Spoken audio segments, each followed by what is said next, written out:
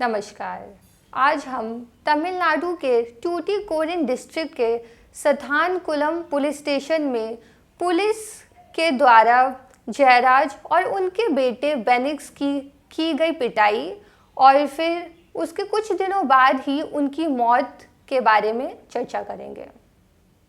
इस मामले में पुलिस का कहना यह है कि जयराज और उनके बेटे बेनिक्स ने मोबाइल एसेसरी की दुकान को रात के 8 बजे के बाद भी खोल रखा था, जो कि लॉकडाउन में परमिसिबल नहीं है, जिस वजह से पुलिस वालों ने इनको कहा कि ये दुकान को बंद करें, जो कि पुलिस वालों की बात इन लोगों ने नहीं मानी और पुलिस वालों को डराया, पुलिस वालों को धमकाया और जान से मारने की भी धमकी दी। पुलिस वालों ने एफआईआर दर्ज करके इन दोनों को अरेस्ट कर लिया। तो यह घटना 19 जून की है। 19 जून को पुलिस ने इन दोनों को अरेस्ट किया और फिर अरेस्ट करने के बाद मेडिकल एग्जामिनेशन के लिए इनको गवर्नमेंट डॉक्टर के पास भेज दिया। वहाँ पे एग्जामिनेशन होने के बाद इन्हें अगले दिन यानी कि 20 जून को इन्हें जुडिशियल मजिस्ट्रेट के पास पेश किया और फिर जुडिशियल मजिस्ट्रेट ने इनको रिमांड देकर जुडिशियल कस्टडी में भेज दिया। फिर उन्हें जेल भेज दिया जाता है। जेल भेजने के 2 दिन बाद ही इनकी कंडीशन इतनी ख़राब हो जाती है कि दोनों को जेल अथॉरिटीज़ इनको गवर्नमेंट हॉस्पिटल में एडमिट करती है और फिर वहाँ पे बेटे की मौत उसी दिन ही, जिस दिन एडमिट किया होता है उसी दिन शाम को हो जाती है और उनके पापा की मौत अगले दिन सुबह 5:30 बजे हो जाती है। इन दोनों की मौत के बाद jail superintendent CRPC 176 1A first के तहत FIR दर्ज करवाता है। अलग अलग FIR दर्ज होती है दोनों के मामले में और फिर उसके बाद पूरे तमिलनाडु में बहुत ज़्यादा प्रोटेस्ट होते हैं। फिर इसके बाद कोविलपत्ती की जुडिशियल मजिस्ट्रेट MS वरथीदसन इस मामले में सेक्शन 176 1A फर्स्ट के CRPC के तहत जुडिशियल इंक्वायरी शुरू कर देती है।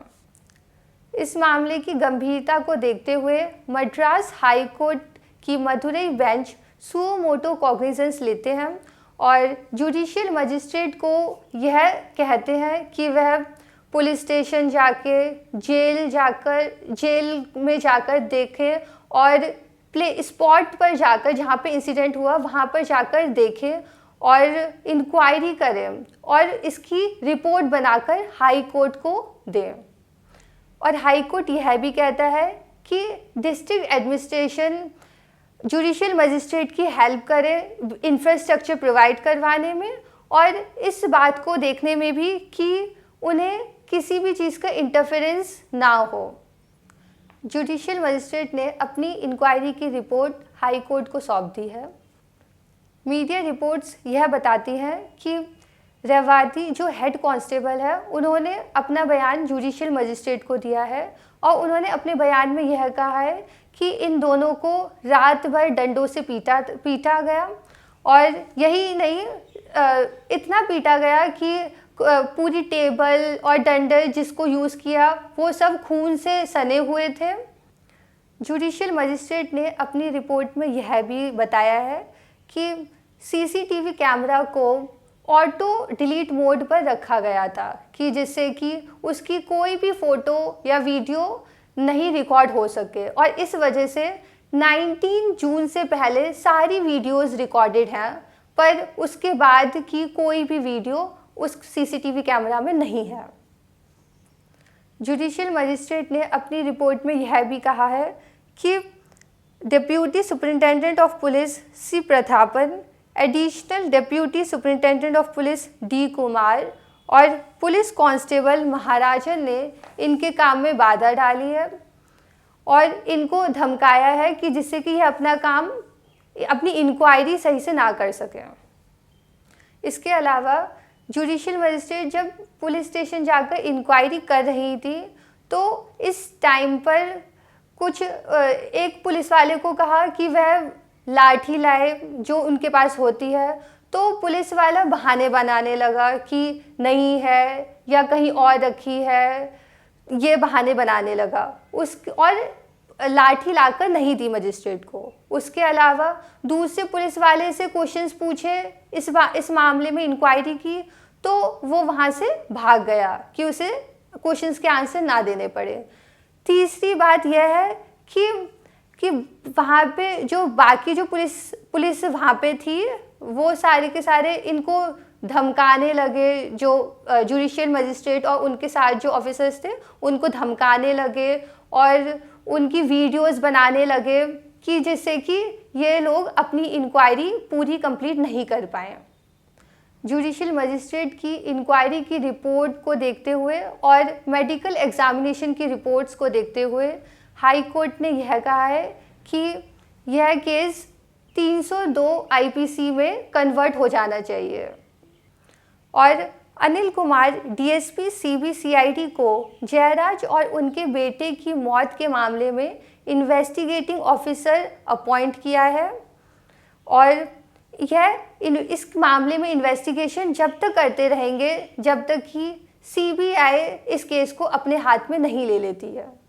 हाई कोर्ट के इस ऑर्डर से पहले ही तमिलनाडु की सरकार ने जो जयराज और उनके बेटे की मौत के संबंध में 176(1)(a) फर्स्ट सीआरपीसी के तहत जो केस रजिस्टर हुआ था उसको सीबीआई को ट्रांसफ़र कर दिया है। तमिलनाडु की सरकार ने 2 केसेस सीबीआई को ट्रांसफ़र किए हैं। ये 2 केसेस वो हैं जो जेल सुपरिटेंडेंट ने सीआरपीसी की धारा 176(1)(a) फर्स्ट के तहत एफआईआर दर्ज की थी जब इन दोनों की मौत हो गई थी। इन दोनों केसों में 302 आईपीसी की धारा नहीं लगी हुई है। इस मामले में पूरा सिस्टम फेल हुआ है। इसमें सिर्फ पुलिस वालों की ही गलती नहीं है बल्कि डॉक्टर, फिर उसके बाद जुडिशियल मजिस्ट्रेट, फिर जेल अथॉरिटीज़, इन सब की भी गलती है। इस मामले में अरेस्ट करने की ज़रूरत नहीं थी क्योंकि जयराज और उनके बेटे ने जो ऑफेंस किया था वो ऑफेंस इतना बड़ा नहीं था क्योंकि उन ऑफेंसेस में मैक्सिमम 7 साल तक की ही सज़ा थी और 7 साल तक की सज़ा वाले केसों में यह ज़रूरी नहीं है कि पुलिस अरेस्ट करे। सुप्रीम कोर्ट ने अपने बहुत से केसेस में ये कहा है कि जिसमें 7 साल तक की सज़ा है उसमें अरेस्ट करने की ज़रूरत नहीं है जब तक कि बहुत ही ज़्यादा ज़रूरी ना हो उनको अरेस्ट करना। इस केस में डॉक्टर ने बहुत बड़ी लापरवाही की है क्योंकि जब उन दोनों की इतनी बुरी कंडीशन थी कि उनकी 2 दिन बाद ही मौत हो जाती है, तो ऐसे मामले में उन्हें कुछ इंजरीज उन्हें दिखाई क्यों नहीं दी कि जिससे कि वह उन्हें एडमिट कर सके हॉस्पिटल में। जुडिशियल मजिस्ट्रेट ने भी इसमें बहुत बड़ी लापरवाही की है। मीडिया रिपोर्ट्स के हिसाब से यह कहा जाता है कि जुडिशियल मजिस्ट्रेट ने रिमांड देते समय इन्हें दूर से ही रिमांड दे दी, इनको पास से आके नहीं देखा क्योंकि अगर इन्हें पास से देखा होता तो उनकी इंजरीज़ इन्हें दिखती और इंजरीज़ दिखती तो फिर वह हॉस्पिटल के लिए इनको भेज देते, पर ऐसा नहीं हुआ और उन्होंने जुडिशियल कस्टडी के लिए रिमांड कर दिया।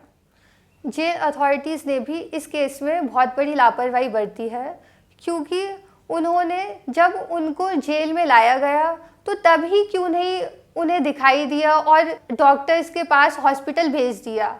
इनको जब 2 दिन बाद भेजा जाता है जब इनकी कंडीशन इतनी ख़राब हो जाती है और जब इन्हें डॉक्टर्स के पास हॉस्पिटल एडमिट करवाया जाता है तो तब उसके कुछ घंटों बाद ही उनकी मृत्यु हो जाती है। तो इससे जेल अथॉरिटीज़ की बहुत बड़ी लापरवाही दिखाई देती है। अभी तक जयराज और उनके बेटे के मौत के मामले में 302 में एफआईआर रजिस्टर पुलिस वालों के खिलाफ नहीं हुई है। हाई कोर्ट ने भी यह कहा है कि ये केस प्राइमा फेसी 302 केस लगता है और इसको 302 आईपीसी के तहत कन्वर्ट कर देना चाहिए। इस केस के लिए स्पेशल कोर्ट बननी चाहिए जिससे कि यह केस 6 महीने के अंदर अंदर डिसाइड हो जाए और जो दोषी पुलिस वाले हैं उनको सज़ा मिले। इस केस का जल्दी निपटारा इसलिए ज़रूरी है कि जिससे कि आगे कोई पुलिस वाला ऐसी कोई हरकत फिर से ना कर सके।